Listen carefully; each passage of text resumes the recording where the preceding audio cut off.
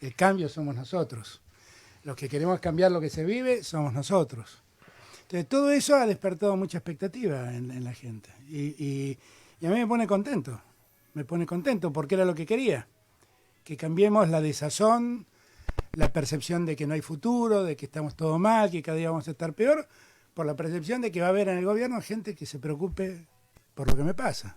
A ver cómo me ayuda a salir del problema. ¿Sabes que alguien decía que la esperanza es una situación que se resignifica según termine la cosa? Claro, tal cual. Uno está esperando a alguien, si la mujer amada acude a la cita, entonces el recuerdo de esos momentos de esperanza va a ser un recuerdo positivo y luminoso. Claro. Pero si la tipa no viene, esa esperanza se define de nuevo. Claro. Y se define queremos cambiar lo que se vive, al revés, claro. Es una frustración. Todo eso ha despertado mucha expectativa en la gente. A mí me parece que en general, me pone contento porque era lo que quería. El sistema capitalista, que cambiemos la desazón, la esperanza es un bien. La percepción de que no hay futuro, de que estamos todo mal, que cada día vamos a estar... Los mercados funcionan a fuerza de esperanza. Sí, claro. A fuerza de esperanza. Pero por no la está mal de que va a haber en el gobierno gente que tal vez por lo que es me pasa. Razonable que la a ver gente cómo me ayuda a salir. Quizá no tanto. ¿Sabes que alguien decía que de medidas acertadas es una situación correcta desde el punto de vista técnico, según termine la cosa? Claro, tal cual. Uno está esperando a alguien, ¿qué pasa? Si la mujer amada acude a la cita, entonces el recuerdo de esos momentos de esperanza va a ser un recuerdo positivo y luminoso. Pero si la tipa no viene, a mi juicio, esa esperanza se define de nuevo. Claro. Se define es la idea de la esperanza como commodity. Todo eso viste que hay una tendencia económica de poner valor a cosas así. En general, me pone contento porque era lo que quería. Un poco filosofar. Cambiemos la desazón que hay como la percepción de que no hay futuro, de que estamos todo mal, que cada día vamos a estar... funcionan. La esperanza está acompañada de un contenido positivo. A fuerza de esperanza. La expectativa es, no está mal que va a haber en el gobierno gente que no sé, hay cierta incertidumbre. Razonable. La esperanza no me ayuda a salir. Ya no tanto. Con esa certeza. Decía que de medidas acertadas es una situación correcta desde el punto de vista técnico. Sino más bien, no tengo tal cual, uno está esperando a alguien, si la mujer amada acude a la cita, entonces el recuerdo de esos momentos de esperanza va a ser un recuerdo positivo y luminoso. Pero si la tipa no viene, a mi juicio, esa esperanza se define de nuevo. Se define de expectativa, no tengan esperanza. Pero todo eso, viste que hay una tendencia económica de poner valor a cosas así. En general, me pone contento porque era lo que quería. Un poco cambiemos la desazón que hay como la percepción de que no hay futuro, de que estamos todo mal, que cada día vamos a estar... La esperanza está acompañada de un contenido común con responsabilidades importantes. La expectativa es, no está mal que va a haber en el gobierno gente que no sé, como éramos cierta incertidumbre. La esperanza me ayuda a ya no tanto. De medidas acertadas es una situación correcta desde el punto de vista técnico. Sino más bien, uno está esperando a alguien, si la mujer amada acude a la cita, entonces el recuerdo de esos momentos de esperanza va a ser un recuerdo positivo y luminoso. Pero si la tipa no viene, a mi juicio, esa esperanza se define de nuevo. Se define de expectativa, no tengan esperanza. Pero todo eso, viste que hay una contento porque cambiemos la desazón que hay como la percepción de que no hay futuro, de que estamos todo mal, que cada día funciona. La esperanza está acompañada de un contenido común con responsabilidades. La expectativa es, no está mal que va a haber en el gobierno, si no es como va a ser, como cierta incertidumbre. La esperanza no me ayuda ya no tanto. De medidas acertadas. Empezás a arruinarle la vida a los tipos que creyeron en lo que vos les decías, ¿no? Qué extraño, ¿no? Extraño. No se pierde de vista a veces el Logias filosóficas correctas desde el punto de vista sino más bien son correctas. Uno no puede esperando a alguien, si bien son muy viejos, o que era más entonces el recuerdo, la expectativa va a ser un recuerdo a partir de eso para favorecer a qué, a mi juicio, esa esperanza se desfile de nuevo. Expectativa, que no tengan esperanza. Pero todo eso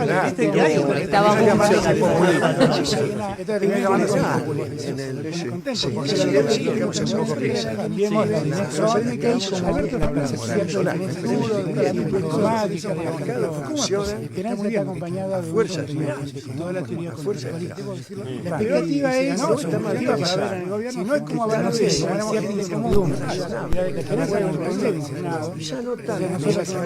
no nos vamos a robar al otro es castigar de la vida, los tipos que quieren. Vamos a preocuparnos por lo que les decía, tengan para estudiar, ocupémonos todos de poner un curso cada uno para traer un maestro para que aprendan.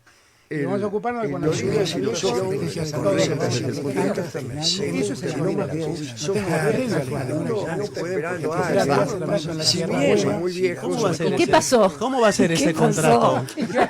¿Qué pasó que parecía que era un gasto todo lo que está diciendo? ¿En qué momento? Claro, y bueno, es que después aparecen otros que para los que el Estado es una mala idea. Claro. Mal negocio. Es un mal negocio. El Estado en verdad es un contrato social.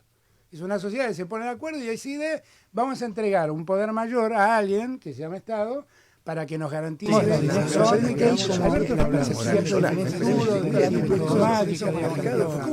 está acompañada de fuerza, toda la teoría fuerza. La expectativa es no es como hablar de eso, la esperanza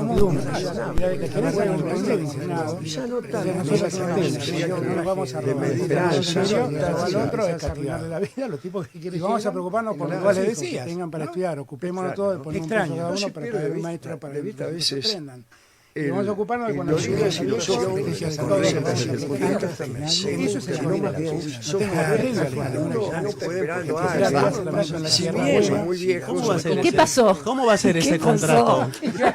¿Qué pasó que parecía que era un gasto todo lo que está diciendo? ¿En qué momento? Claro, y bueno, es que después aparecen otros que para los que el Estado es una mala idea.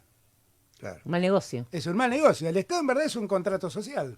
Es una sociedad que se pone de acuerdo y decide, vamos a entregar un poder mayor a alguien, que se llama Estado, para que nos garantice la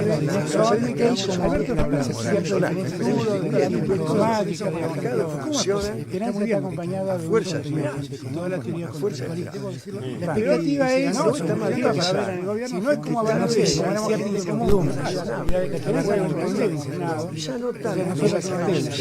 vamos a robar al otro es castigar de la vida, los tipos.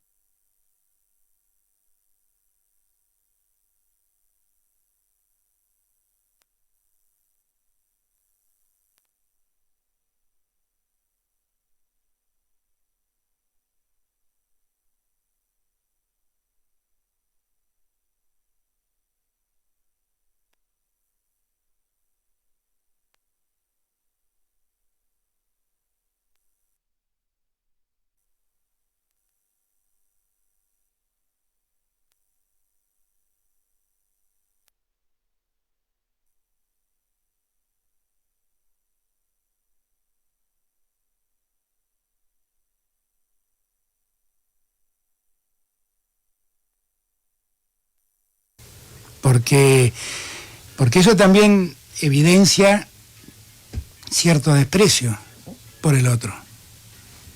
O sea, esto es lo que uno dice, es convertir a la gente en un número.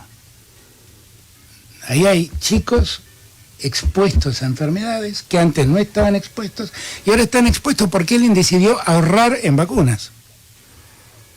Y dejaron de dar las vacunas y reaparecieron las enfermedades. Yo marco esto porque creo que es donde la gente lo puede palpar, donde la gente puede entender, porque si no, es bueno, tenemos que ajustar el gasto público en tal lado. Y la gente no entiende qué es eso. Acá, esto es el ajuste. Claro. Esto es. Tocaste el tema del Fondo Monetario Internacional, quiero volver a entrar para salir rápido. desembolso del acuerdo del actual gobierno, del presidente Macri, faltan unos 5.000 millones de dólares más. 11.000 millones. De acá hasta que termine el acuerdo faltan 11.000 millones. Claro, pero del año, digo, en el año eran 5.000, ¿no? 5.000 quedan. Ese acuerdo, bueno, va a ser renegociado, me imagino, va a seguir, y en tal caso, si llegaran esos fondos, ¿para qué se va a usar? ¿Para la pregunta que yo te hago es, si vos tenés un problema porque estás muy endeudado, ¿vos creés que la solución es seguir endeudándote? No es la solución. Digo, sí. Digo, es más o menos como el tipo que ha tomado mucho y está un poco borracho. La solución no es seguir tomando vino, ¿eh? La solución es que dejes de tomar. A mí me parece que la primera regla que tenemos que tener nosotros es dejar de pedir dinero. Pero ese acuerdo no van a venir entonces, eso no lo sé, eso es... Hay un acuerdo que dice le vamos a mandar a Argentina alrededor de 57.000 millones de dólares. Y le han dado hasta acá 45.000. Quedan alrededor de 11.000 porque hay una diferencia y se pierden comisiones y otras cosas de este tipo de cosas. Otras cosas de este tipo de cosas son las que más asustan. Vos me entendiste, ¿viste? Sí. del actual gobierno, del presidente Macri, faltan unos 5.000 millones de dólares más. Y que voy a ir a pedir, tengo un problemón y voy a pedir 11.000 millones más. Yo lo que quiero es dejar de pedir, que me dejen pagar. ¿Podés dejar de pedir? O sea, digo, de eso que ya está preacordado. Vos podés decir, bancano, me des estas 11.000. Sí, podemos, absolutamente podemos. Por eso digo, ¿sabés qué quiero yo? Yo intento ser una persona seria. No sé si me sale, pero lo intento. Para mí, ¿qué es una persona seria? Es una persona que te dice, mira, voy a hacer tal cosa y vos sabés que lo va a cumplir. ¿No? Que da su palabra y la cumple. Para mí eso es una persona seria. Yo no quiero firmar acuerdos que no vamos a cumplir. Esos acuerdos ya los firmó Macri. Firmó 1, 2, 3, no cumplió ninguno. Yo quiero firmar uno que lo podamos cumplir. La primera regla para cumplir, lo único que tenemos que hacer, que cumplir, es decir, no me presten más plata, pero déjenme desarrollarme para poder pagarles. Es tan simple como esto. ¿Cuánto tiempo necesito? Y no sé, discutamos el tiempo que necesito para volver a poner en marcha la economía, pero no me den más plata. Porque es como querer calmar la borrachera, seguir tomando, mientras uno sigue tomando vino. Al día siguiente te levantás y lo que eran 45.000 millones se te convirtieron en 57.000. Tenés un problema más grande. Yo no quiero agrandar más ese problema. Quiero resolverlo. Pero quiero resolverlo con sensatez. Resolverlo con sensatez es, miren, estoy en una economía que hace 2 años está paralizada. Llevamos 7, 8 meses consecutivos de caída de la industria. Llevamos más de 2 años de caída del consumo.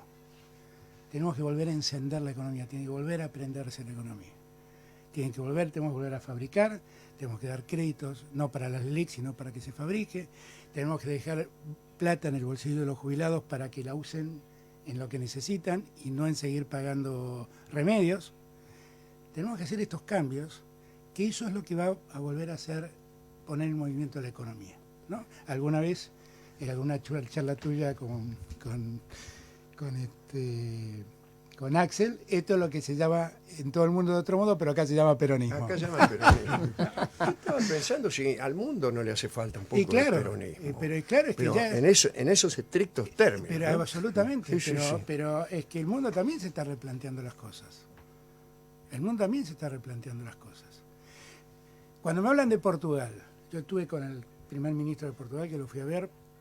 La verdad es que lo que hizo Portugal es muy parecido a lo que hizo Néstor en el 2003, que es muy parecido a lo que estoy planteando yo. Y se convirtió en modelo en el mundo Portugal. ¿Pero por qué es modelo? Que sigue ajustando. Portugal llegó, aumentó salario de los empleados públicos, aumentó jubilaciones, promovió el consumo, se levantó. Y hoy tiene un muy buen resultado. Tiene él una ventaja que yo no tengo, que está en la Unión Europea, y la Unión Europea le dio la plata para cancelar todo lo que le dio al fondo. Claro. Es un detalle. Es un detalle. Y que es así de chiquito, es como Tucumán de tamaño, ¿no? Es otro detalle. Bueno, ¿habrá acuerdo con la Unión Europea también? Porque eso quedó ahí flotando en el aire, una especie de acuerdo. Yo tengo el mayor deseo de que haya un acuerdo. Lo que siempre digo es un acuerdo entre dos personas como una sociedad. Es un acuerdo es donde dos ganan, donde uno gana y el otro pierde, eso no es un acuerdo. Se parece más a una estafa que un acuerdo.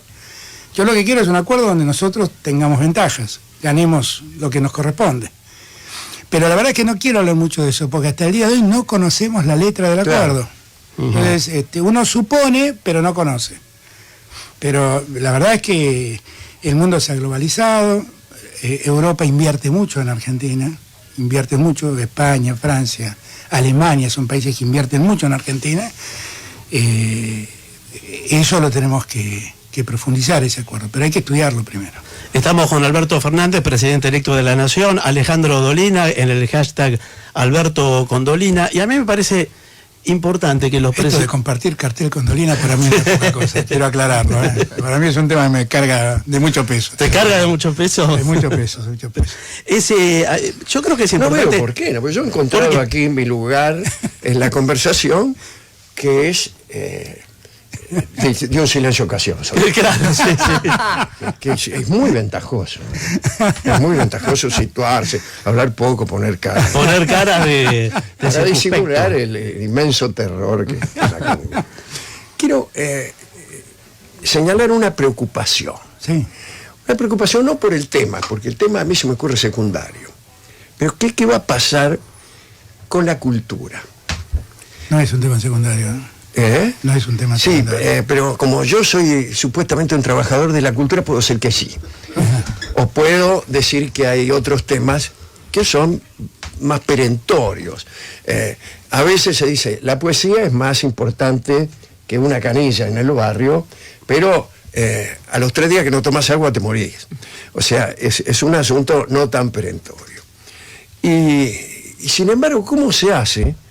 ¿Cómo se hace para generar en estos tiempos una política cultural popular y nacional, podríamos decir así? ¿Qué quiero decir con esto? Mira, durante algunos gobiernos estaba muy en boga resolver los problemas culturales del pueblo del siguiente modo. Vos lo ponías a Julio Boca a bailar en el Obelisco, entonces la gente pasaba por allí. Y la cuenta era la siguiente: la gente no ve a Julio Boca. ¿Por qué razón? Bueno, quizá no tiene dinero para pagar la entrada del Colón, o quizá, peor todavía, no tiene dinero para pagarse los hábitos culturales que es necesario contraer previamente para después quererlo ver a Julio Boca. Es decir, hay gente que no ha escuchado nunca música compleja, que no conoce el ballet, y entonces no ve. Piensa que se aburre. Claro, pues, yo creo que los bienes culturales son esos, son bienes a los que las personas tienen derecho. Las personas tienen derecho a saber, a que le enseñen a disfrutar de la buena música. Tiene derecho a eso. Y el que no lo hace es porque por ahí ha tenido una infancia carenciada, no ha podido ir bien al colegio, por ahí no ha podido curar sus enfermedades, no se ha alimentado bien. ¿Qué va a ir a ver a Julio Boca? Entonces lo que hacían era ponerlo a Julio Boca medio de prepo en el Obelisco. Entonces el tipo venía con el auto, se suponía, el ministro de Cultura pensaba esto: resolvemos el problema del acceso de las personas a los bienes culturales. El tipo viene caminando, ve a Julio Boca y se queda mirándolo, y cuando llega a su casa ya es una persona que disfruta de los bienes culturales. Claro. Yo creo que hay algo que no funciona así. Yo comparto lo que decís, sí. Absolutamente. Pero habría muchas cosas que abordar en el tema de la cultura. Yo soy esencialmente un consumidor de la cultura. Esto siempre lo aclaro. Amo la cultura, digo. Me amo ver un buen cuadro, ver una linda escultura, escuchar la mejor música, ver una buena obra de teatro. Para mí la cultura es muy importante porque es lo que alimenta el espíritu de los pueblos. Y un ser humano es carne y espíritu. Y alimentar el espíritu es tan importante como alimentar la carne, ¿eh? Porque los pueblos cuyo espíritu está bien alimentado son pueblos de otra calidad. Esto también hay que tenerlo presente. Y yo lo que siento es que la política hace un mal uso de la cultura. Hace un uso capitalista de la cultura. Hace uso de la cultura. Y la cultura es otra cosa. La cultura es otra cosa. Yo siempre digo, ¿por qué a los sectores más populares les imponen cierta música? ¿Por qué hay música para sectores populares y música para otros sectores? Bueno, porque es una definición económica, no es porque sea verdad. No es que verdad, lo que vos estás diciendo, que los sectores por ahí más humildes no pueden consumir a Schubert, a Brahms, a Beethoven, a Chopin. No, es simplemente que no se lo muestran. Porque eso se supone que es para una élite, que no es para la gente. Es simplemente por eso. Y entonces producen una música aturdidora. ¿Por qué quieren aturdir a los pobres? Yo también me lo pregunto eso. ¿Por qué no los quieren hacer reflexionar con la cultura? Digo, hay un manejo de la cultura muy capitalista que sirve para eso. Sirve para eso. Y sirve también para dominar espíritus. También sirve para eso. A mí me parece que en la modernidad tenemos muchos problemas con la cultura. ¿Sabes cuál es el mayor problema que yo veo? El maltrato que recibe el que crea, el creador. El que crea cada vez tiene menos derechos. Cada vez tiene menos derechos. Tiene menos derechos el que crea música, el que pinta. El día que vendió su cuadro, perdió todos sus derechos sobre lo que pintó. En el mundo es así. En el mundo es así. En el mundo es así. Tienen menos derechos los actores, el autor intelectual, el que escribe un libro, un guión. No tienen derechos. Vos sabés que... Han sido muy maltratados. Disculpa que te interrumpa un segundo. Sí. Es un segundo nomás. Muchas veces esa cesión a la que obligan a los autores es considerada como una medida progresista. Y te dicen, no, bueno, ahora esto lo puede usar cualquiera. Es la música en Internet. Claro, exactamente. Y en realidad como una acción libertaria. Claro, claro. Es curioso. Claro, yo lo discutía mucho con mi hijo, porque mi hijo al comienzo tenía un montón de programitas para bajar música, y yo le decía, pero le estás arruinando la vida al que produjo, al que hizo esta música. Y él no lo entendía, me decía, pero ¿por qué? Así todos pueden escucharla. Claro, pero el que lo hizo pierde derechos. Y hoy esto se ve en las grandes plataformas, ¿no? Cuando hablas con los músicos te cuentan cómo las grandes plataformas musicales les arruinaron la vida. Porque no saben lo que cobran, no saben lo que se escucha, no saben dónde se escucha. Se perdió todo control sobre eso. Entonces, un poco para ir a tratar de responderte una pregunta que es demasiado profunda, ¿no? Porque tiene muchas aristas. Está la arista sociológica de la cultura, que para mí es central, y que la Argentina tiene mucho contenido para generar la mejor cultura. Los argentinos en música sola tuvimos una generación del tango, una generación del folclore, una generación del rock. Músicos impresionantes en cada uno de esos lugares. Y una gran vida cultural. Exactamente. Alberto, una vida cultural mucho más rica que la vida empresaria. Así es. Que no creo que haya sido por mérito de sucesivos y geniales ministros de Cultura. No, por eso yo creo que ahí la Argentina ha tenido muchas dificultades para aprovechar ese contenido y para desarrollar esa vida cultural. Que a veces uno dice, bueno, se desarrollan los teatros, es cierto, en la noche de Corrientes, es cierto, hay parte de eso cierto, pero hay parte que no. Digo, hay parte que no. Porque también hay mucha gente que no accede a esos teatros por cuestiones económicas, por otras cosas. A mí me parece que nosotros tenemos que prestarle mucha atención, pero mucha atención, a los creadores, a los derechos de los que crean. Porque ese es el mayor incentivo para que sigan creando. Y para que haya otras generaciones de creadores. Vos decís, ¿este tipo de qué me está hablando? Te voy a contar un ejemplo que a mí me pasó cuando era jefe de gabinete. Hay un canal, bueno, después tanto me acusan de ser un hombre de Clarín, digo. Cuando yo descubrí que había un canal que se llamaba Volver.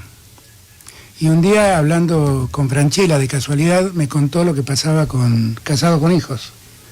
Que lleva no sé cuántos años ocupando toda la tarde de un canal de televisión. Y entonces le pregunté, porque me vinieron a plantear el tema, no porque ellos, si ellos cobraban algo por eso, nada. Los intérpretes no cobran nada, porque el día que vos cediste los derechos, nunca más cobras. Y entonces hicimos la creación de la SGAI Argentina, la Sociedad de Intérpretes de Argentina, ¿no? Y le pusimos obligaciones a los canales, de que cada vez que pasan una película tienen que pagar derechos a los intérpretes. ¿Y qué quise hacer con eso? Que no se mueran los intérpretes. Que los intérpretes estén resguardados del más cruel capitalismo. Porque hay un canal que pasa las 24 horas, obras repuestas, programas repuestos, que se hicieron hace 30 años atrás, lo pasan, a uno lo entretienen, y que sobre eso nadie cobra. Los intérpretes nunca más cobran. Digo, para mí preservar los derechos de los que hacen cultura es muy importante. Te tengo que pedir algo como mujer feminista. Sí. Tienen que ayudar a generar espacio también a que haya más mujeres presentes en cada uno de esos espacios, en los espacios de cultura, en periodismo, a que haya protocolos y espacios y personas encargadas a quienes una pueda dirigirse a pedir ayuda en la situación que sea que lo necesite. Es un momento de cambio de paradigma y, como decís vos, también de expectativa o de esperanza, y creo que es el momento para hacerlo. Perdón, no tengo una traducción, pero era el momento de decirlo. Pero está bien, está bien. Esa es otra de las cosas que tenemos que cambiar en la Argentina. Ese Ministerio de la Mujer del que yo hablo, que se va a llamar, va a ser más amplio que el Ministerio de la Mujer, lo que busca es sacarnos el lastre que cargamos de desigualdad, de hacer un mundo de hombres e incorporar a todos con iguales derechos. Eso pasa en todos los ámbitos, pasa en el ámbito laboral, pasa en el ámbito de la cultura, pasa en todos los ámbitos. Lamentablemente es algo que tenemos que desterrar. Y tenemos que ir poco a poco, o rápidamente, rápidamente sacando este problema. Además del Ministerio de la Mujer, sí va a haber un Ministerio de Cultura, ¿no? Ya que estábamos con el tema de la cultura, eso va a ser. No te voy a preguntar el futuro gabinete, porque diste una fecha que va a ser el 6 de diciembre, en donde se va a presentar todo el gabinete. ¿Va a ser un acto en particular o va a ser un anuncio? No, va a ser el anuncio, no tengo ni idea. ¿Cuál hacer preguntas sobre la que no tengo ni idea? ¿Qué sé yo? No sé. ¿Por qué tenías en mente? ¿Tenés algo para preguntarme? Podríamos hacerlo acá, Me gustó para la de Dolina, hagamos un asado y presentamos ahí. Dolina no come asado, yo te digo, terminemos con eso. Digas, es un mito. Dolina, mira, ¿no? ¿Puedo decir algunas? No. No come asado, no toma vino. Vamos a derribar algunos, no fuma, ¿qué más? Tiene una vida sana, es deportista. Pero fíjate cómo son las ironías, ¿no? Todo esto lo está presentando como defecto. Son todas virtudes y lo está presentando como defecto. Pero me avergüenza en todas partes contando esto. Es como una madre. Lo trajimos para eso. Es una madre para mí, me avergüenza en todas partes. Muy bueno. Bueno, de todas maneras, sé que no vas a anunciar el gabinete aquí, pero hay algunos anuncios o algunas preguntas que me gustaría hacerte, a ver si podemos obtener alguna respuesta breve. Quizás me decís no. Sí, no. Contestó Dolina. Acabo de presentar a mi vocero. ¿Qué va a pasar con la Agencia Federal de Inteligencia, los servicios de inteligencia que últimamente estuvieron muy vinculados a la justicia federal y no parece muy al servicio del Poder Judicial? En verdad, los servicios de inteligencia no deberían estar al servicio del Poder Judicial. Los servicios de inteligencia deberían hacer inteligencia preventiva ante los riesgos de que la Argentina sufra algún ataque que uno no ha previsto. Pero la verdad, desde hace muchos años la inteligencia argentina se ocupa de los argentinos. No de lo que le puede pasar a los argentinos, sino de los argentinos. En todo Estado es un tema un poco más complejo, ¿no? En todo Estado la inteligencia del Estado se divide en ramas. Está la inteligencia criminal, muy necesaria, que te permite prever cuándo puede haber un hecho criminal. Está la inteligencia externa, el espionaje que todos conocemos, que vemos en las películas de James Bond, que te permite ver si existe algún riesgo de que algún país te ataque o que se esté perpetrando en algún lugar del mundo un ataque contra vos. Está la inteligencia militar, que hace más o menos lo mismo, pero no en términos estaduales, sino en términos militares. Está la inteligencia económica, que te permite prever acciones económicas que te compliquen un mercado, o tus bonos, todo eso hoy en día está como desordenado en el Estado, eso hay que ordenarlo. ¿Ordenarlo significa que se va a rediseñar? Yo lo que digo es que la inteligencia argentina, tal como está, hace años que dejó de servir para lo que queríamos. Cristina hizo algo muy importante cuando creó la AFI, terminó con la CIDE, la Secretaría de Inteligencia del Estado, y creó la Agencia Federal de Inteligencia. Hizo algo muy importante. Lo más importante que había hecho ahí era transparentar los fondos de la inteligencia. Porque la inteligencia manejaba fondos ocultos, fondos, ¿cómo se llaman? Reservados, que nadie daba cuenta de eso. Entonces no sabíamos a quién le habían pagado, nadie daba cuenta. Cristina lo puso blanco sobre negro. Pero llegó Macri, ¿qué hizo? Lo primero que hizo Macri fue volver a ponerlo reservado. ¿Y qué hizo la inteligencia de Macri? Lo que todos queríamos que deje de hacer. Hablar con los jueces, presionar jueces, hacer campañas en contra de alguien. La inteligencia en esos términos sirve de poco. Yo te diría que sirve de nada. Ahora, un país no puede prescindir de la inteligencia. No podemos prescindir de la inteligencia criminal que nos permita saber dónde puede haber un atentado, un hecho delictivo. Claro, exactamente, que vos conozcas que alguien está armando un operativo para asaltar un banco, qué sé yo, un atentado contra alguien. Eso es muy importante que exista, muy importante. Lo que no puede ser es que exista, funcione como funciona. Hay algo que repetía muy habitualmente Marcelo Slotoviazda, el horario de Marcelo, el conductor de este programa. El Loto decía que todo el tiempo insistía sobre la importancia de los impuestos. Inclusive, te digo más, un día me contó, me dice, vengo de pagar ganancias, me dijo la cifra que había pagado, y yo le dije, che, qué garrón. Y me dijo, no, es poquísimo. Me dijo, es poquísimo, tendría que hacer, me hizo toda una cuenta de lo que tendría que pagar. Él estaba a favor de los impuestos, pero sobre todo hablaba de un corrimiento, la necesidad de correr los impuestos de la producción, o sea, de las empresas hacia el patrimonio de las personas. Y marcaba esto como una tendencia mundial de estados más desarrollados, que la carga impositiva no fuera sobre las empresas para favorecer la producción, sino sobre el patrimonio de las personas físicas. Sobre los accionistas de las empresas.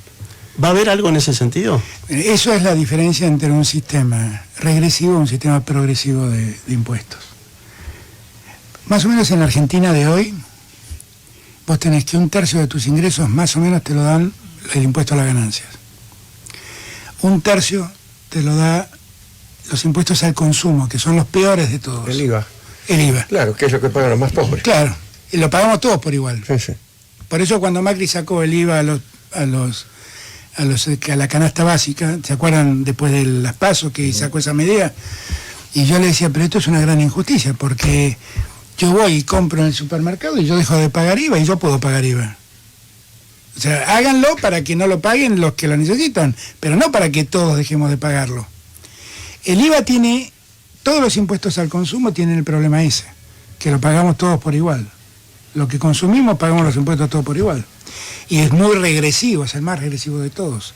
Y después hay 1/3 más o menos que son los impuestos, las retenciones, los impuestos al comercio exterior. O los ingresos por comercio exterior, porque las retenciones no son técnicamente un impuesto. Entonces, lo que nosotros tenemos que hacer es que cada vez la presión impositiva caiga sobre los que más tienen y deje de caer sobre los que menos tienen, que son muchas veces los consumidores. Yo lo hablé 1000 veces eso con Marcelo, y yo estoy de acuerdo. Y si yo no me equivoco, fue en el programa de televisión de Marcelo donde yo dije que teníamos que revisar el impuesto a los bienes personales. Y fíjate todo el lío que se armó con eso. Pues el impuesto a los bienes personales lo que hace es atender lo que vos tenés para ver qué pagás vos. ¿No? La verdad es que este es un país raro, porque tiene una cultura de no pago. Claro. Tiene una cultura de no pago. Cuando vos te dicen tenés que pagar más, vos le potricás. Y porque además vos sentís que pagás y no te vuelve nada de lo que vos... No, pero porque además, perdón, ¿no? Pero yo siento que yo pago... Y no te vuelve nada de eso. Y siento que hay un montón de gente que tiene un montón de plata y no paga. Entonces da como un desconsuelo. Claro. Da enojo. Y además vos sentís, mucha gente siente que paga y no le vuelve. O sea, porque vos no tenés mejores hospitales, no tenés mejor educación, tenés... Entonces vos decís, ¿dónde va mi plata? Y muchas veces va a un agujero negro en el Estado, es cierto, que se lo termina consumiendo en cosas, en deuda, en otras cosas, y no es lo que la gente espera que se consuma. Yo siento que un alemán que paga impuestos está feliz porque sabe que hay un Estado que lo está sosteniendo. Pero es otra vez la visión negativa del Estado. Claro. Hay un Estado que lo está sosteniendo. Ahora, nosotros lo que decía Marcelo tiene razón. Lo que decía Marcelo es la virada del mundo desarrollado. El mundo desarrollado actúa como decía Marcelo. A veces también en el programa, Negro, vos muchas veces hablaste de cómo diseñar hasta un modelo productivo a través de impuestos, ¿no? Como una herramienta de... como una herramienta política. Claro, es lo que es la herramienta del Estado para inducirte a vos a hacer algo, por ejemplo, a sembrar maíz. Bueno, los impuestos, la política de impuestos te va a decir qué es lo que te conviene sembrar y lo que le conviene también al Estado. Eso que llamamos siempre políticas activas, poner al Estado a inducir a la economía a que haga algo, ellos lo llaman subsidio, lo llaman populismo, y viste, qué sé yo. Pero la verdad es que lo hace todo el mundo, ¿eh? Claro. La verdad que porque cuando Argentina tiene problemas para ingresar limones a Estados Unidos, es porque Trump quiere proteger a los productores de limón en los Estados Unidos. Que ustedes dirán, tanto lío por los limones. Claro, pero la demanda de Coca-Cola en limones es impresionante. ¿Se hace con eso? No puedo contarlo. Pero justo era lo que nos faltaba saber. La fórmula de la Coca-Cola. Que no puedo contarlo, aquí. No puedo contarlo. Curiosamente, sí. Los partidos de derecha son los que auspician la baja de los impuestos. Claro. Uno cuando era chico iba a ver películas de Robin Hood y entonces venían los recaudadores del rey Juan y expoliaban a los campesinos, los impuestos, pum, qué sé yo. Y uno decía, claro, los partidos populares auspician baja de impuestos. Es al revés. Es al revés, claro. Es al revés. Cuanto más popular y más inclusivo es un Estado, más fuertes son los impuestos a las grandes ganancias. Claro, claro. El tema es a quién le cobras. El tema es a quién, claro. Una buena solución para el gobierno de derecha es poner fortísimos impuestos a los que menos tienen. Exacto. Ese es Alejandro Dolina, candidato. No le van a ofrecerle nada, ningún ministerio, nada, Dolina. Estoy pensando en economía. Estoy pensando en la economía, escuchándolo así, estoy pensando en economía. A la FIP lo podemos mandar, sí. Alberto, en ese sentido, ¿el gobierno tuyo va a ser de centro-izquierda? ¿Se puede definir así o no? Yo me defino así. ¿De centro-izquierda? Sí, yo me defino. Yo soy un peronista. Para mí el peronismo es un partido de centro-izquierda. Es una gran discusión. Sí. Claro. Tenemos un problema. ¿Tenés tiempo? ¿Te molesta? Acá me metí en un bol. Te metes en el pelote. Ya empiezan. Van a saltar y le van a decir, esto no es un partido, sino un movimiento. Sí, el peronismo está más allá de la izquierda y de la derecha. Porque claro, también es cierto que es una definición... como medio vieja, la de las izquierdas y las derechas, ya no se sabe muy bien qué es. Pero digo, si en verdad uno ha nacido para ser la voz de los que no tienen voz, darle derechos a los que no lo tienen y proteger a los más humildes, yo creo que eso es la izquierda. ¿No? Es así. Y además, respecto a lo que dijiste al principio, que hay un movimiento que se llama Cambiemos, que justamente parece no auspiciar los cambios. Claro. Siempre se ha creído que la idea del cambio político y de civilización también, va desde menos derechos a más derechos. La línea de progreso es esa. Exactamente. De menos a más concesiones, más libertades, mejor ciudadanía. Y resulta que este fue un proceso de cambio explícitamente al revés. Bueno, vamos a terminar con los subsidios, vamos a terminar con este privilegio de los que nos vamos a terminar con todo lo que construye ciudadanía y vamos a ir en dirección opuesta. Es muy raro. Así como hay un cambio, una dirección en el cambio de la ley de termodinámica, que va en una dirección, el tiempo tiene una dirección. También el cambio político va en una dirección, por más que haya serruchos. Lástima que justo nos toca vivir en una época en que parece que todo se corre un poco, dirían, se corre hacia el rojo, como cuando las estrellas se alejan, ¿no? Yo muchas veces, en la campaña lo hice muchas veces, esto que vos traté de llamar a la reflexión, muchas veces en esto que vos estás planteando. Porque nosotros tenemos que pararnos y ver cómo somos como sociedad. ¿Qué nos hizo distintos a nosotros? A nosotros nos hizo distinto que una vez apareció Sarmiento y Alberdi y dijeron hay que educar al soberano y se ocuparon de educar y de educar y de educar y le prestaron mucha atención a la educación pública, mucha atención. Y no hicieron solo eso. Dijeron que al colegio vayan todos vestidos de blanco para que no haya diferencias.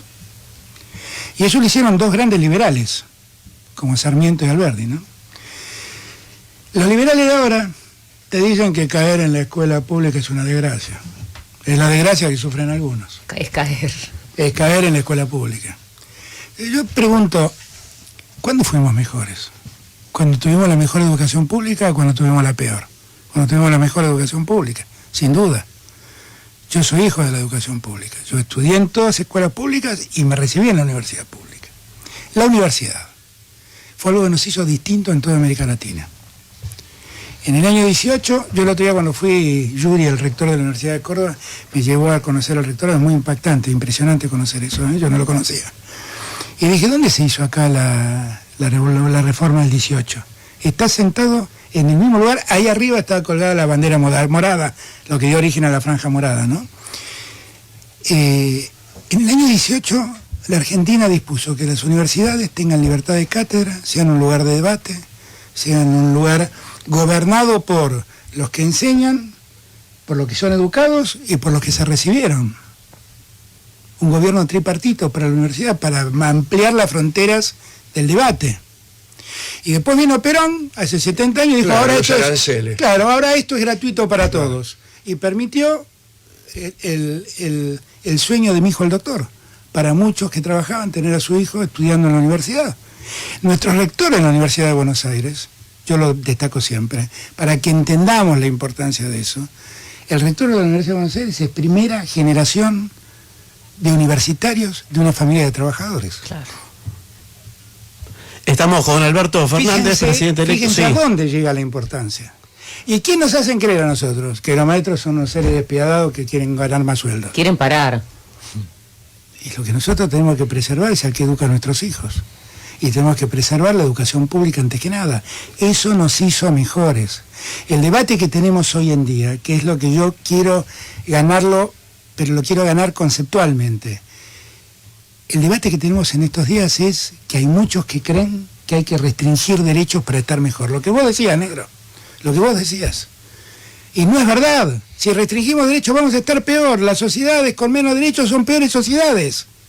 Y nosotros fuimos mejores cuando dimos derechos, cuando ampliamos derechos.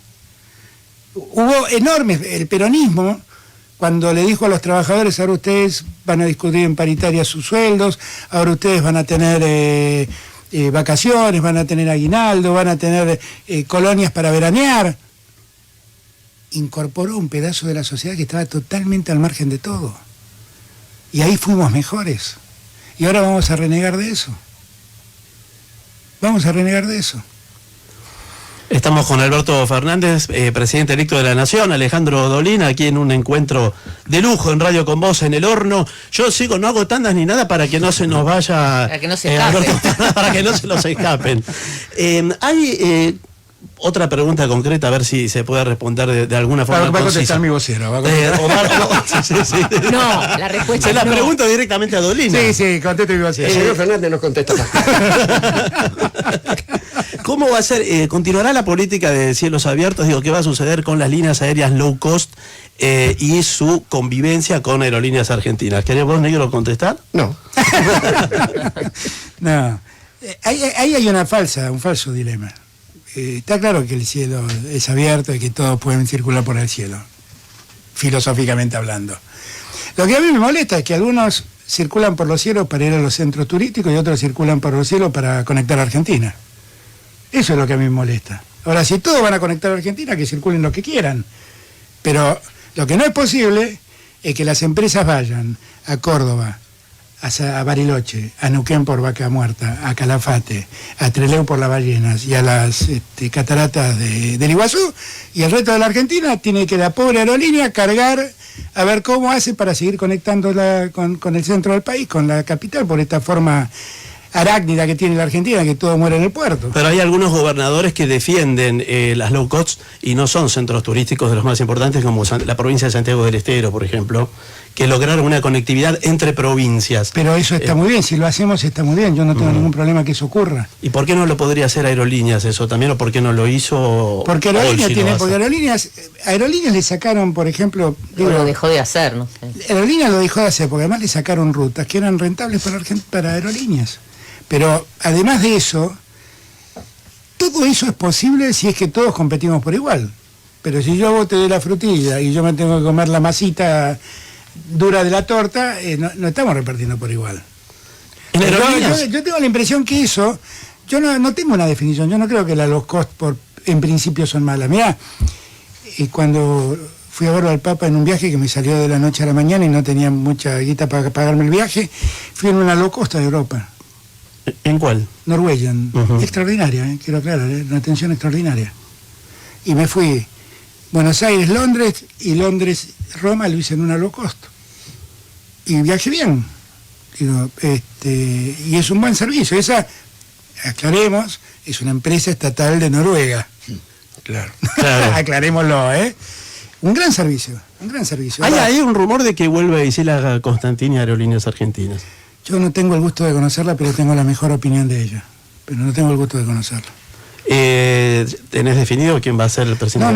No, señor. No, digo. Muy bien el vocero, muy bien el vocero. Bueno, así como no vas a... Estoy pensando seriamente en llevarlo de vocero al negro. Es muy eficiente. Bueno, es muy eficiente. sí, en una conferencia de prensa a la mañana. Claro, Trata que sea alguien que no se lleve mal con los medios, porque después los sí. Que salga, que lo vayan a buscar a la casa como a Corach, ¿te acordás en la época de Menem? Que hacía todos los días, toda la mañana, atendía todos los móviles y después se iban cada uno a sus lugares.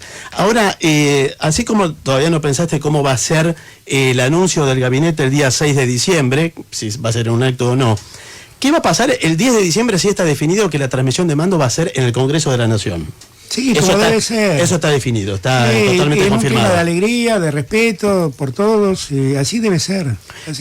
¿Va a haber algún acto en particular en la Plaza del Congreso o después en la Casa Rosada? Estamos organizando un acto desde las 2 de la tarde en adelante, una fiesta popular. ¿En Congreso o en Casa Rosada? En Plaza de Mayo. En Plaza de Mayo. O sea, después de la gira de los ministros o ahí. No, desde las 2 de la tarde. Terminamos la ceremonia en el Congreso. Vamos van todos en subterráneo. En subte a la casa, hasta Plaza de Mayo. En subte presidencial, por supuesto. ¿Va a haber una cena la noche anterior con el presidente Macri? ¿Se está trabajando en eso? No lo tengo previsto. No lo sé. No sé, yo de verdad no tengo ni idea cómo es mi agenda. Pero no lo sé. ¿Y cómo le dicen al futuro presidente? Le dicen, buenos días, hoy tiene... ¿Cómo se dice lo que te toca hacer el día? Si vos escucharas a mi secretaria me diría que es muy distinto. Curiosidad, a mí me da curiosidad. Están acá esperando. Por empezar, buenos días, no. Me da curiosidad la boludez cotidiana, ¿entendés cómo es eso? No, parece que te digo, es mucho más simple la cosa. ¿Dónde estás? Que está acá esperándote. ¿Cuándo estás acá? ¿Qué es así? ¿Quién? Si te mostramos el chat de cómo fue este encuentro. Claro, fue parecido. Fue algo así como describe aquí Alberto. Bueno, una de las cosas que mi secretaria reniega mucho es que yo arreglo cosas por mí. Pero la verdad es que... Como este encuentro de hoy, vamos a decirlo. Por ejemplo, claro. Me llama un productor y me dice, nos gustaría hacer tal cosa. Yo me acordé y le dije, ¿qué días pueden ser? Bueno, puedo tal día. Y fue casi de 2 días, de un día para otro fue. Sí. Entonces tengo ese problema, que yo arreglo las cosas solo. Arreglo las cosas en mi agenda solo y armo unos bodrios importantes. Alberto, el tipo que inventó la agenda conmigo debe tener una decepción. Tiene un problema. No, dice, qué manera de trabajar de gusto. Porque no respeto nada, no respeto horarios, soy un desastre. Eso lo voy a tener que corregir. ¿Y quién va a pasear el perro ahora? Yo estoy mal. Eso, ahí tengo. ¿Quién va a pasear? Bueno, a ver, la verdad es Santoro lo pasea. ¿No? Santoro lo vi varias veces. Tiene un paseador que es un chico colombiano que es el encanto de chico que se llama Mauricio. Que mira vos, ¿no? No es un chiste, no es un chiste, ¿no? Se llamaba antes que no. Podría haber llamado, qué sé yo, Juan Cruz. No es una ironía tampoco. No, se llama Mauricio. Se llama Mauricio y yo lo quiero mucho porque quiere mucho a Dylan. Y ahora se ha sumado Prócer, el hijo de Dylan. Y fue papá. Y Dylan fue papá y yo me quise quedar con uno de las crías que es un... Coli también. Sí, es un coli, pero es un coli tricolor, ¿viste? Los negros, donde todos los colis tienen 3 colores y según predomine se llama. Cuando predomina el color oscuro con el tricolor. Así ahora lo pasea. El domingo lo debuté yo paseándolo los dos, que nunca los había paseado. Es un bodrio, te digo. Yo quiero enaltecer el trabajo del paseador de perros, te digo. Van a ser los primeros que van a cargar la paridad. Sí, claro. Se tiene que sindicalizar primero. Claro, es muy impresionante, muy impresionante. Digo, pasear, yo lo paseé al chiquito con Dylan y es un tema, te digo. Cuídate los tobillos. Sí, cuídate los tobillos. Bueno, la última cuestión que podría ocuparnos mucho hoy es el vecindario. La América del Sur está difícil, sí. ¿No? Está difícil. lo que nos preguntamos... La pregunta mía, perdón que te interrumpa, negro, pero la pregunta mía es, está difícil, pero ¿hacia dónde va? Porque, ¿sabés qué? Sí, hay que ver la dirección. Exactamente, porque a mí me dicen muchos compañeros, no, bueno, pero mira lo que pasó en Bolivia, en Chile está Piñera, ganó la calle, igual yo lo conozco mucho, no es tampoco un hombre de extrema derecha, ni mucho menos, un tipo razonable, un hombre razonable. Pero la verdad es que si vos mirás, el continente se está rebelando contra la derecha. Entonces, ¿hacia dónde va América Latina? Me parece que no va hacia la derecha. Se rebela en Ecuador contra la derecha, se rebela en Colombia contra la derecha, se rebela en Chile contra la derecha. Y lo que parecía ser que iba a ser un paseo de todos los partidos contra el Frente Amplio en Uruguay, hasta el día de hoy no sabemos quién ganó. No parece que están así. Y en Bolivia tuvieron que hacer un golpe de Estado para sacarlo a Evo Morales del medio. Entonces, yo lo que siento es que nosotros, Cristina y yo, el gobierno, vamos en el mismo sentido de la gente. Y ahí no tengo miedos, estoy muy seguro. Y que el mundo nos mira, Latinoamérica nos mira a nosotros ahí sí con expectativa, no tanto con esperanza, ahí sí con expectativa. Porque dicen, ahí puede haber un cambio de clima en América Latina. Pero lo cierto, nosotros ganamos y en América Latina se desató una demanda social que parecía dormida. En Chile, por ejemplo, yo tengo muchos amigos chilenos, a los que quiero mucho. Y inclusive cuando ganaba la concertación, cuando gobernaba la concertación en Chile, y me hablaban del milagro chileno, yo siempre decía, miren, el único milagro chileno es la paciencia de los chilenos, porque la desigualdad de Chile es tremenda.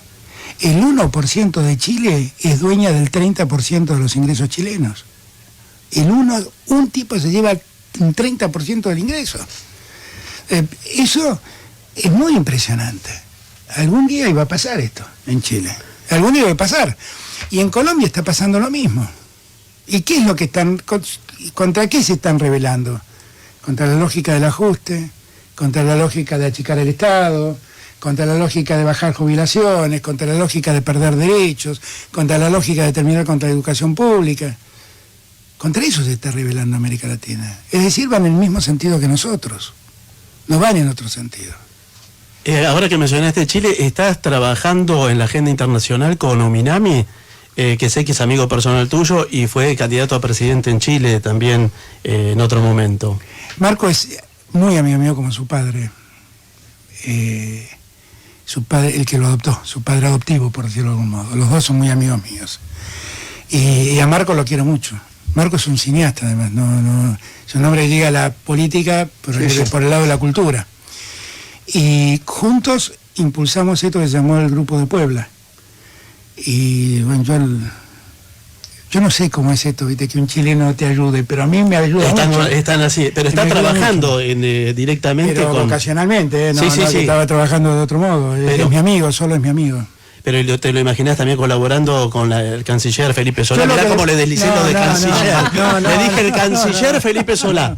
No, pero no puede, él tampoco él es chileno. Digo, lo que él creo que él está haciendo un trabajo muy importante en el Grupo de Puebla, que es un grupo que reúne a todos los partidos progresistas de América Latina, institucionalistas y democráticos. Entonces, yo creo que él ahí está haciendo un gran trabajo. Ustedes no saben lo que me ayudó el Grupo de Puebla a resolver los problemas de Bolivia, la salida de Evo de Bolivia, estaba asediado Evo. Ayer hablé con él y pobre me impresionó mucho porque no paraba de agradecerme y yo decía que no me agradeciera más. Pero él se sintió en riesgo realmente, se sintió en riesgo de verdad. Él y Álvaro, su vicepresidente. Y hasta el día de hoy estoy hablando con gente que está en la Embajada de México y no le dan el salvoconducto para irse. Bueno, nos decís que hablaste con Evo Morales, con Lula da Silva hablaste también hace poco. Hablé hace 10 días, más o menos. Y con él se está ordenando, ha estado mucho tiempo detenido, está ordenando su vida. Démosle tiempo que disfrute su vida un poco. ¿Y cuál fue la última vez que hablaste con el presidente Macri? O si está previsto algún diálogo inmediato. como consecuencia de un boliviano de una persona boliviana que le pedimos de los hijos de Evo, ahí fue, que yo le pedí que por favor deje el ingreso, ahí se portó muy bien Macri. Lo puso a Forí enseguida en contacto con nosotros y allanaron todos los caminos para que lleguen los hijos. O sea, eso fue hace algunos días. Y los hijos llegaron el día sábado. ¿Va a haber algún encuentro previsto? Porque en algún momento se habló mucho de la transición ordenada, y después se dejó de hablar de ordenada y después se dejó de hablar de transición. Porque yo creo que en alguna mente febril existió la idea de que nosotros íbamos a hacer la toma de la Batilla. Yo no sé qué habrán pensado. Pues decime, claro, ¿qué es la transición? Yo me lo pregunto, ¿qué es la transición? A mí me parece que la transición es como cuando vos vendés un departamento, ¿no? Entonces llego yo que te lo compré, o te lo quiero comprar. Claro, entonces vos me decís, mira, este es el cuarto, mira, ahí tenés una filtración que va a tener que arreglar, el aire acondicionado vas a tener que cambiarlo. Vamos al otro, vamos al living. Mira, el living está bárbaro, acabo de... Una pesada herencia el living. Claro, entonces, claro, me mostrás lo que tenés, eso es la transición. Ahora, la transición en el Estado es relativamente poco importante porque todo es público, todos sabemos los números que tenés, dónde nos pesa. Ellos ahora están tratando de aliviar lo que dejan, pero yo ya sé que tengo filtraciones por todos lados, yo ya lo tengo claro. Comprar recupero. Tengo claro que el jardín está destruido, que hace tiempo que no lo riegan, todo eso lo tengo claro, pero yo no me quejo, yo sé qué casa compré, yo lo sé, así que ahí no me quejo. ¿Y en qué momento te imaginas? Digo, no sé si vos cuando eras chico decías, quiero ser presidente, o sea, pero ¿en qué momento te diste cuenta que existía una posibilidad real de ser presidente? Digo, hay políticos que quieren ser políticos porque no quieren ser presidentes. No. Hay gente que en el mundo de la política suma de distintos lugares o que sabe o que jamás se imagina que puede llegar a acceder a una presidencia. ¿Cuándo te diste cuenta o lo deseaste? El día que me di cuenta fue el día que Cristina lo dijo. La verdad, no estoy mintiendo, no, es exactamente así, pero para mí había algo más importante. Yo concibo la política como un fenómeno colectivo, y yo me siento muy bien como engranaje de un fenómeno colectivo. Ahora, también sé que a veces te dicen, mira, vas a tener que dejar de ser el telonero o el que cierra el telón del teatro y vas a tener que hacer Hamlet. Te subí y ahora te toca hacer Hamlet. Es lo que la política... para alguien que como yo, que la abrazó a los 14 años, así le espera. Un día me llamaron y me dijeron, nunca me olvido el día que Kirchner me dijo que iba a ser jefe de gabinete, que estábamos en Santa Cruz y habíamos armado entre todos el gabinete, y me dice, queda libre el jefe de gabinete, ¿no? Sí. ¿Qué hacemos? Le dije. Y te animás a ir vos, me dijo. Así, dije que si me animo, que vengan de a uno, le dije. Se rió y así fue. Claro. Pero no, yo no estaba esperando que sea el jefe de gabinete o ocupar un cargo. Y en este caso, mi mayor preocupación era hacer una fuerza política que termine con este tiempo. Era mi única obsesión. Por eso hay una anécdota muy divertida, que la voy a contar porque es divertida. Y creo no estar cometiendo una infidencia. Y si la cometo me va a perdonar porque me quiere y sabe que lo digo, la cuento con cariño. Pero el lunes, Cristina me avisó un día miércoles cuál era su decisión y cuál era su idea. Su decisión de no ser ella y la idea de ser que sea yo. Pero el lunes ese me vino a ver Guado de Pedro a casa, que me llamó y me dijo, tengo que hablar con vos, necesito hablar a solas un ratito. Entonces viene Guado, ¿no? Entonces me dice, Guado, bueno, escúchame, en el nuevo gobierno que estamos organizando, ¿vos qué querés ser? ¿Querés ser candidato? ¿Querés ser ministro? Decime, así te ayudamos. Entonces lo miré y le dije, no, yo lo que quiero es que le ganemos a Macri y quiero ser embajador en España. No, te estoy hablando en serio. Yo también le digo, yo ya habré cumplido mi objetivo y déjenme descansar un poco. Ahora ocúpense ustedes, son gente joven. No, pero te estoy hablando en serio. Es que te digo en serio. Si quieren ayudarme, díganle a Cristina que me mande de embajador a España. Le dije, yo quiero mucho a España, disfruto mucho de España, enseño en España hace muchos años. Digo, puedo trabajar en España en favor de la Argentina y descansar un poco. No, pero te estoy hablando de verdad. Bueno, si me querés ayudar es eso. Y le corté la charla ahí. Bueno, la cuestión es que el sábado Cristina anuncia esto. El primero que me llama, ¿quién es? Guado. Claro, sí. Genio, me dice. No te mando a operar más nada, vos, le dije. A vos no te mando a operar más nada, le dije. No, pero así fue. Ahora, si vos me preguntás, mira, todo el que hace política sueña con llegar a la presidencia. Pero yo siempre, por formación, yo la verdad no creo en los personalismos. Creo en el proyecto colectivo, creo que eso hace fuerte. Creo que un proyecto colectivo es un proyecto de puertas y de cabezas abiertas que suma. La verdad es que yo siento que así debemos hacerlo. Y la verdad es que si me tocaba hacer un engranaje, era un engranaje. Y si me tenía Nosotros hemos sido testigos de ese espíritu, porque hemos tenido la suerte de cenar contigo allá a finales del año pasado, cuando todavía no sabías lo que iba a pasar, pero tu principal trabajo era tratar de articular voluntades. Unir. Y alguna vez yo en esa misma cena, el sueño de no Macri. Exactamente. Que es el principio del sueño. Que ese era el problema. Ese era el problema. Porque si ustedes revisan mis archivos, hace años lo vengo diciendo, el problema se llama Macri. El problema no es Cristina, el problema es Macri. Y nos estamos dividiendo por Cristina y el problema es Macri. Y hace años que lo vengo diciendo. Lo decía aún cuando ni siquiera había recuperado el diálogo con Cristina. Pero no, la verdad es que nunca lo pensé. Es muy gratificante. Claro que es muy gratificante. Y Cristina sigue generando resistencias. Digo, en muchos medios de comunicación aparecen periodistas que hablan de lo que va a venir casi como un balance de gestión de un gobierno que hubiera terminado. Es curioso. Dice, habla de Alberto Fernández como un balance de gestión y todavía no asumió. Y entre esas manías, bueno, esos talks, está la relación con Cristina. Y es evidente que hay una resistencia a la figura de Cristina más allá del espacio del Frente de Todos. ¿Cómo te parece que va a jugar eso en el gobierno? Digo, sabiendo que esta resistencia existe. Hay una resistencia a Cristina que debe ser parecida a la resistencia que tienen conmigo de los sectores más reactivos a nosotros, ¿no? En algún momento el nosotros lo encarnó Cristina, ahora lo encarnamos Cristina y yo. Entonces supongo que eso es inmodificable, eso es un dato difícil de cambiar. Pero yo lo que creo, que en verdad lo que los medios intentan es dividirnos, porque se dieron cuenta que el éxito estuvo en la unión. Entonces lo que buscan es dividirnos. Y entonces dicen, Cristina le arma el gabinete. Mirá, yo cuento siempre la anécdota, ¿no? Porque además fue una cosa muy impactante. El fin de semana pasado, Cristina llega el sábado de Cuba. Tuvo 2 semanas en Cuba. Me llama y me dice, ¿dónde estás? Le digo, no, me vine al campo de un amigo a descansar. Me dice, ¿no te venís a tomar un café a la tarde? No, el lunes, le digo. El lunes porque era un fin de semana largo, le digo, déjame descansar un poco, si no me tengo que hacer 150 kilómetros hasta allá. Ah, perfecto, me dice, ya el lunes nos vemos.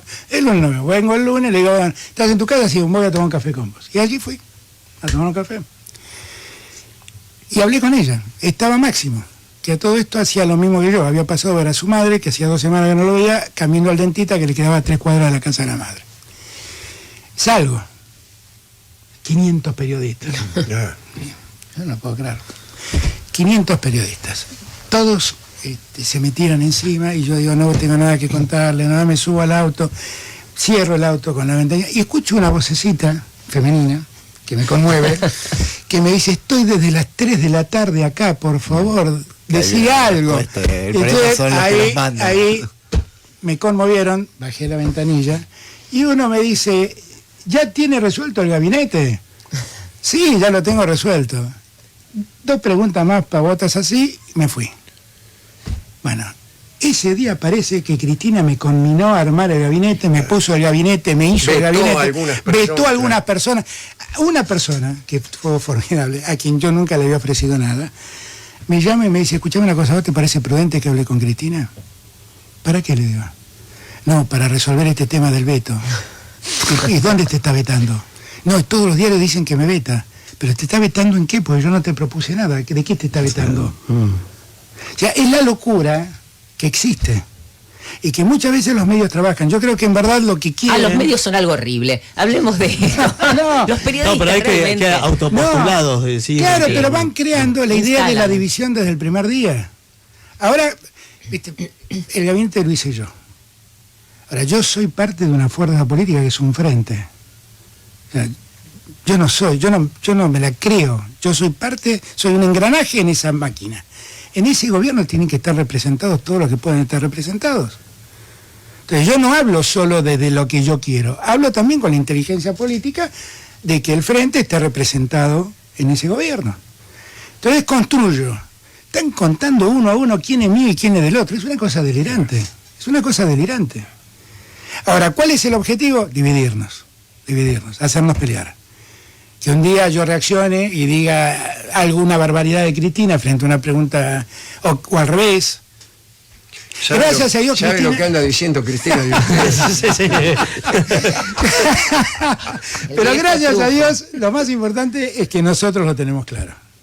Entonces eso, nos reímos, entre comillas, ¿no? Porque duele, muchas veces duele. Y además, muchas veces ves cosas escritas de gente que vos querés y vos apreciás y decís, ¿por qué escribe esto?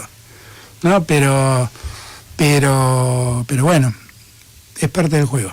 Alberto Fernández, presidente electo de la Nación, está en el horno, está para Bollo con Alejandro Dolina. La enorme amabilidad de yo ya sé que te tenés que ir y por eso te voy a despedir. ¿Seguís la campaña de Argentinos Juniors? Sí, ¿seguís la campaña de Argentinos? Que Puntero, está puntero. que juega con Boca. ¿Cómo no vamos a seguirla?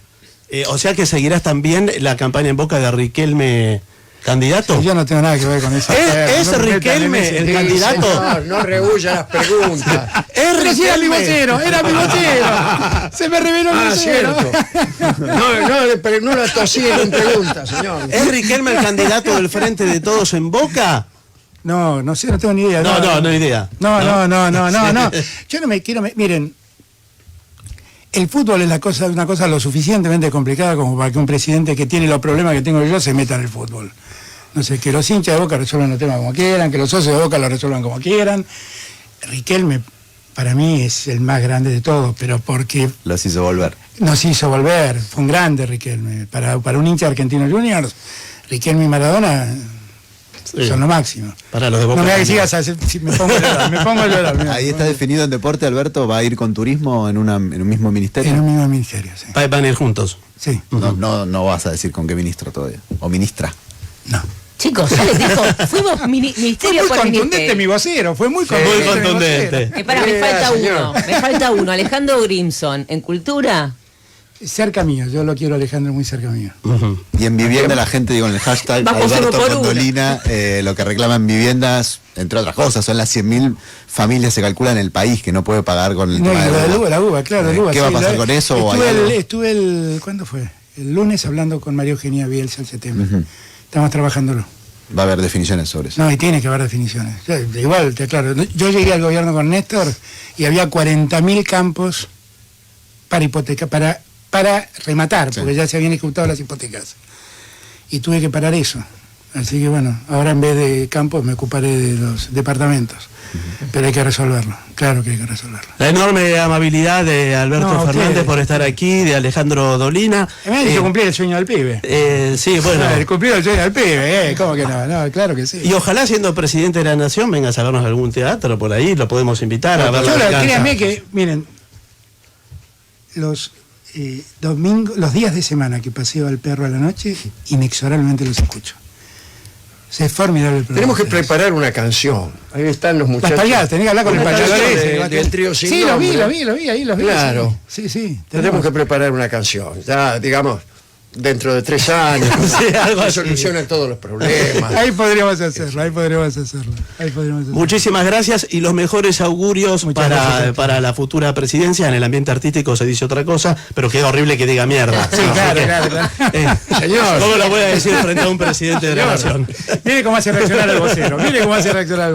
Alberto Condolina, aquí en el horno está para bollos, el presidente electo de la Nación. Un lujo, gracias. Gracias y Alejandro a Dolina, Gracias, Ale. capitán de la nave Un gran insignia de la lujo, radiofonía. Para mí una gran emoción. Gracias. Y verlos a ustedes dos, que son de alguna manera la encarnación de mi compañerismo, Qué bueno. en un sentido político y en un sentido laboral, Qué bueno. es una gran emoción. Desde luego a Carlita, que hacía mucho yo que no la saludaba. Desde Coquito, otro Sí, gran sí. peronista.